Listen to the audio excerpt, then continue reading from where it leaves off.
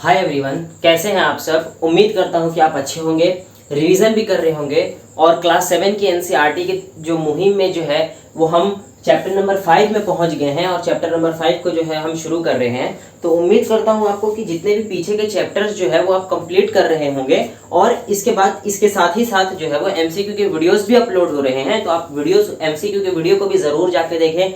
देखिए at the end जो है वो हमें एमसीक्यू में हिट करना है, एमसीक्यू को हमें सॉल्व करना है। तो थ्योरी समझकर उसको जो है थ्योरी पढ़कर उसको समझकर जब हम अप्लाई करेंगे तभी जो है वो हमारा नंबर भी जो है वो इम्प्रूव होता हुआ दिखाई देगा। ठीक है, तो आपको एमसीक्यू जो है वो जरूर सॉल्व करना है और एमसीक्यू जो है वो इस चैनल पर जो है वो प्रोवाइड करवाया जा रहा है। तो आप उसी जो चैप्टर के बाद जो है वो एमसीक्यू का वीडियो अपलोड होता है तो आप उसी तरीके से जो है वो आगे की तरफ प्रोसीड करते रहें। तो चलिए आइए बात करते हैं आज हम चैप्टर नंबर 5 क्लास 7 की एनसीईआरटी। इसमें है फिजिकल एंड केमिकल चेंजेस। तो देखिए इस चैप्टर को अगर हम रखने की अगर बात करें कि इसे किस कैटेगरी में रखा जाए तो भाई देखिए इसे जो है वो हम भौतिक विज्ञान की कैटेगरी में भी रख सकते हैं, मतलब रखेंगे, एंड इसको जो है वो रासायनिक विज्ञान की कैटेगरी में भी रखेंगे क्योंकि वो दोनों चैप्टर वो दोनों सब्जेक्ट का जो है वो मिक्सिंग जो है वो वहां से जो है वो बेसिक आधार जो है वो हमें जो है वो देखने के लिए मिलेगा। तो चलिए आइए शुरू करते हैं। तो देखिए फिजिकल एंड केमिकल चेंजेस यानी कि भौतिक एवं रासायनिक परिवर्तन। तो हम इसमें देखेंगे कि हमारे परिवेश में जो है वो किस तरीके से जो है वो physical changes and chemical changes जो है वो टेक प्लेस करते हैं, किस तरीके से जो उनका प्रोसेस जो है वो चलता है। तो इसमें जो है वो सबसे पहले हम इसी चैप्टर के नाम से जो है वो हम उठाते हैं परिवर्तन। तो हमारे इन्वायरमेंट में, हमारे परिवेश में जो परिवर्तन होते हैं वो टोटल 3 प्रकार के होते हैं। एक होता है फिजिकल यानी कि भौतिक के चेंजेस यानी कि भौतिक के परिवर्तन, दूसरा होता है केमिकल परिवर्तन और तीसरा होता है बायोलॉजिकल परिवर्तन। तो फिलहाल जो है वो इस चैप्टर पे अगर हम पकड़ अगर करें तो इसमें जो है वो बेसिकली फिजिकल और केमिकल के बारे में जो है वो बताया गया है। तो इसके में जो है वो इसके बारे में पढ़ते हैं।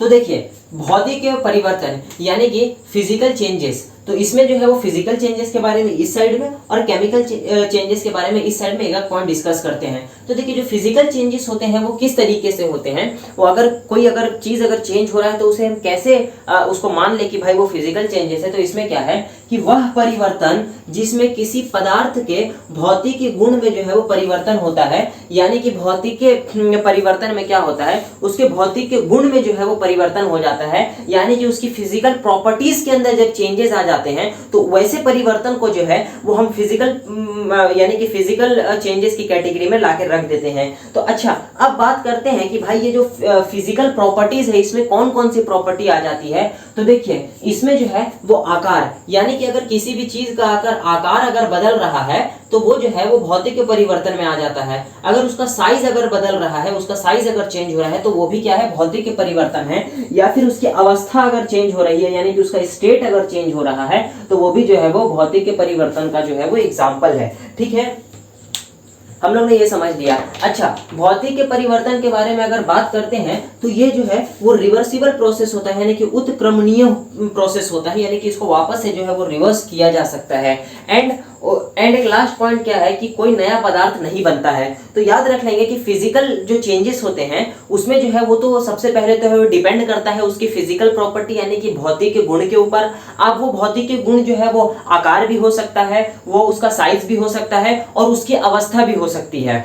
ठीक है, और उसके बाद क्या कह रहा है कि यहाँ पर जो है वो रिवर्सिबल प्रोसेस होता है, यानी कि इसको वापस से जो है वो किया जा सकता है। एंड सबसे लास्ट पॉइंट में क्या बताया है इसमें कि कोई नया पदार्थ नहीं बनता है, यहाँ पर कोई नए पदार्थ का जो नए सब्सटेंस का फॉर्मेशन बिल्कुल नहीं होगा। तो उम्मीद करता हूं कि आपको ये फिजिकल प्रॉपर्टी जो फिजिकल चेंजेस वाले प्रॉपर्टी जो है वो आपको समझ में आ गए हैं। अब नेक्स्ट टू मूव करते हैं हम रासायनिक परिवर्तन यानी कि केमिकल चेंजेस के ऊपर। तो देखिए इसमें क्या है कि वह परिवर्तन जिसमें एक या एक से ज्यादा नए पदार्थ बनते हैं, यानी कि वैसा चेंजेस, कुछ चेंजेस ऐसा करने के टाइम यानी कि एक पदार्थ से जो है वो एक से ज्यादा पदार्थ जब बन जाते हैं तो वैसे ही चेंजेस को जो है वो हम रासायनिक परिवर्तन कहते हैं। ठीक है, अच्छा रासायनिक परिवर्तन यानी कि जो केमिकल चेंजेस होता है उसी को जो है वो रासायनिक अभिक्रिया कहते हैं, यानी कि केमिकल रिएक्शंस कहते हैं। हम क्या कहते हैं, केमिकल रिएक्शन कहते हैं। ठीक है, अब जब केमिकल रिएक्शन होगा तभी तो दो एक पदार्थ से या दो पदार्थ से जो है वो एक से या ज्यादा पदार्थ बनेंगे, ठीक है, तो उसमें आप ये समझ गए। अच्छा, एक तो ये भौतिक परिवर्तन हो गया और रासायनिक परिवर्तन। तो रासायनिक परिवर्तन को समझने के लिए जो हम थोड़े से एक आध एग्जाम्पल उठाते हैं। तो इसमें सबसे पहले हम बात करते हैं कि लोहे के टुकड़े को कुछ दिन, यानी कि जो लोहे का टुकड़ा है उसे हम कुछ दिन जो है वो यूं ही एयर में छोड़ देते हैं, तो उसके ऊपर जो है वो आपको भूरे रंग का जो है वो जमा हुआ दिखता है आपको, पपड़ी टाइप का जो है भूरे रंग का जमा हो जाता है। और वो भूरा रंग क्या होता है, उसे जो है वो हम जंग यानी कि रस्ट कहते हैं, ठीक है, वो तो रस्ट हो गया। और वो जो रस्टिंग का जो प्रोसेस होता है, जो हमारे जो ऑक्सीजन के साथ वो जो आयरन जो है वो रिएक्ट करता है, और उस प्रोसेस को जो है वो हम रस्टिंग कहते हैं। रस्टिंग के प्रोसेस से ही जो है वो जंग बनता है, ठीक, जंग यानी कि रस्ट होता है। तो ये समझ में आ गया। अच्छा, एक और एग्जाम्पल की बात करते हैं। तो देखिए, जैसे इसमें क्या कहा गया था कि वह परिवर्तन जिसमें एक या एक से ज्यादा पदार्थ बनते हैं। तो देखिए भाई, ये रिएक्शन हो रहा है किसमें, कार्बन डाइऑक्साइड और चूना पानी यानी कि लाइम वाटर में। अब ये दो चीज से जो है वो दो चीज बन गए, यानी कि कैल्शियम कार्बोनेट बना CaCO3 और इसमें वाटर बना। तो यहाँ क्या है कि एक रिएक्शन से जो है वो एक से ज्यादा पदार्थ हमें देखने के लिए मिल रहा है। तो ये कौन सा, ये हमारे पास जो है वो केमिकल चेंजेस हो गया, यानी कि रासायनिक परिवर्तन हो गया। उसी तरीके से हम बात करते हैं हीट, लाइट और रेडिएशन में be given off or absorbed, यानी कि हीट लाइट हो गया या रेडिएशन हो गया, जो रेडिएशन जो सूरज से जो रेडिएशंस आते हैं वो एब्जॉर्ब कर लिए जाते हैं। तो वो भी जो है वो एक टाइप का जो है वो रासायनिक यानी कि केमिकल परिवर्तन है, ठीक है। उसी तरीके से अगर हम बात करते हैं साउंड, ध्वनि का उत्पन्न होना, यानी कि जो साउंड जो उत्पन्न होता है, यानी कि जो प्रोसेस होता है, तो वो भी जो है वो केमिकल चेंजेस के अंदर आ जाता है, ठीक है। उसी तरीके से रंग का परिवर्तन होना। अब रंग जो है वो फिजिकली तो नहीं चेंज हो सकता है, वहां पर जो है वो केमिकली यानी कि उसके मॉलिक्यूल्स में जब चेंजेस हो गए तो वहां जो है वो हमें उसका रंग जो है वो परिवर्तित होता हुआ दिखाई देगा। तो वैसे चीज को भी जो है वो हम रासायनिक परिवर्तन कहते हैं, यानी कि केमिकल चेंजेस कहते हैं, ठीक है। ये तो आपको समझ में आ गया कि फिजिकल चेंजेस और केमिकल चेंजेस के बारे में। अब कुछ एक और इंपॉर्टेंट टॉपिक के बारे में इसमें बात करते हैं। तो देखिए, सबसे पहले क्या आता है कि वायुमंडल में ओजोन, यानी कि वायुमंडल में जो हमारा जो एटमॉस्फेयर है वहां पर जो है वो ओजोन की परत है, ठीक है। ओजोन का क्या है, परत है। अच्छा, ये ओजोन का परत जो है वो इसका कार्य क्या है, आप सुनते होंगे ना ओजोन के बारे में कि ओजोन जो है वो धरती को किस तरीके रक्षा कर रहा है। तो भाई आखिर प्रोसेस क्या है, वो किस प्रोसेस के थ्रू जो है वो उसकी रक्षा, हमारी जो है रक्षा कर रहा है पृथ्वी की। तो देखिए, हमें सूर्य के प्रकाश में उपस्थित हानिकारक पराबैंगनी विकिरण से बचाता है, यानी कि देखिए सूरज से जो रोशनी जो आता है उसके अंदर यूवी रेज यानी कि अल्ट्रा वायलेट रेडिएशन होता है। तो वो अल्ट्रा वायलेट रेडिएशन को जो है वो एब्जॉर्ब कर लेता है, क्या करता है, उससे बचाता है। देखिए, ओजोन यूवी रे को अवशोषित यानी कि एब्जॉर्ब कर लेता है, उसे सूर्य से जो प्रकाश आता है तो वहां पर जो उसके अंदर जो हानिकारक रेडिएशन होते हैं उसे एब्जॉर्ब कर लेता है, क्या करता है, एब्जॉर्ब करता है, और प्योर लाइट को जो है वो हमें देता है, ठीक है। वो सूरज पे प्योर लाइट आता है, तो वही ओजोन का काम क्या है कि यूवी रेज को जो है वो एब्जॉर्ब कर लेता है, ठीक है। और क्या करता है भाई, वो एब्जॉर्ब करके उसे ऑक्सीजन में परिणित कर देता है, यानी कि उसके तोड़ देता है ऑक्सीजन में, ठीक है, ऑक्सीजन में तोड़ देता है। और ये सब चीज का देखते हुए जो है वो हम इसे कहते हैं कि ये हमारे अर्थ के लिए, हमारी पृथ्वी के लिए नेचुरल शील्ड है, यानी कि प्राकृतिक आवरण है, ठीक है। प्राकृतिक आवरण के नाम से भी है इसे जाना जाता है कि यानी कि ozone is the natural shield है ओजोन। और अगर ये ओजोन की परत में, आप बहुत बार सुनते होंगे कि ओजोन की परत में जो है वो छेद हो रहा है, तो अल्ट्रा वायलेट रेडिएशन जो है वो हमारे धरती पर आके हमें तो नुकसान करेगा ही करेगा, हमारे साथ जो अलग जो जीव जंतु, जो दूसरे जीव जंतु है उन्हें भी जो है वो हानिकारक पहुंचाता है, ठीक है। तो ये ओजोन के बारे में था। अब इसमें कुछ और प्रोसेस बच गए हैं, उसे भी जो है हम समझने की कोशिश करते हैं। तो देखिए, इसमें जो दो एग्जाम्पल जो बच गए थे, एक तो एग्जाम्पल है हमारा रासायनिक परिवर्तन का, और यहाँ पर जो दूसरा एग्जाम्पल है ये है भौतिक परिवर्तन का। तो आइए इसे भी समझकर जो है वो इस टॉपिक को जो है वो खत्म करते हैं। तो देखिए, इसमें क्या कहा गया है, इसका एग्जाम्पल में जो है वो हम लोग ने उठाया है रस्टिंग ऑफ आयरन को समझने के लिए, यानी कि लोहे में जो जंग लगता है तो उसका जो अभिक्रिया यानी कि उसका जो रिएक्शन होता है वो किस तरीके से होता है। तो देखिए, सबसे पहली बात तो आयरन होना ही चाहिए, क्योंकि यहाँ पर हम पढ़ रहे हैं आयरन की रस्टिंग, तो आयरन तो होगा मौजूद, यानी कि आयरन। अच्छा, उसमें जो है वो O2, अब जो आयरन जो है, जो लोहा जो रहेगा वो हमारे एयर के कांटेक्ट में रहेगा, यानी कि O2, और O2 कहाँ से उसे मिलेगा, तो एयर से मिलेगा, ठीक है। अच्छा वाटर, अब एयर में हम लोग ने क्लास 6 के एनसीईआरटी में हम लोग ने पढ़ा था कि वाटर के जो जो एयर के जो कंपोनेंट होते हैं उसमें वाटर वेपर भी होता है। क्या होता है, वाटर वेपर भी होता है। तो वहां से जो है वो हमें वाटर प्राप्त हो जाएगा। और ये अभिक्रिया जब पूरा जब शुरू होता है तो यहाँ से हमें आयरन ऑक्साइड यानी कि Fe2O3 जो है वो मिलता है।